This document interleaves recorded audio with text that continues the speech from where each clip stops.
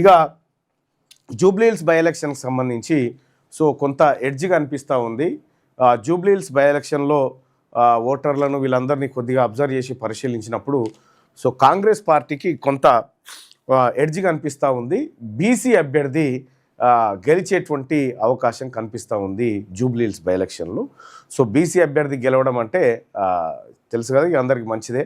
So కాబట్టి BC అభ్యర్థి గెలిచేటువంటి అవకాశాలు అయితే కనిపిస్తూ ఉన్నాయి. ఆ ప్రిడిక్షన్స్ రేపు బీహార్ ఎన్నికలు, జూబ్లీహిల్స్ ఎన్నికల పైన నాన్ స్టాప్ కవరేజ్ను మన క్యూ న్యూస్ అందించబోతోంది. అనగడ వాళ్ళు ఉన్నారు పిలుపు.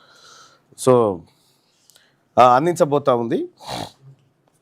ఇక్కడ బీహార్ కాస్ట్ సెన్సస్ లెక్కల గురించి బహుశా చాలామందికి ఆయన బయట పెట్టడం ద్వారా నితీష్ కుమార్కి అడ్వాంటేజ్ అయింది.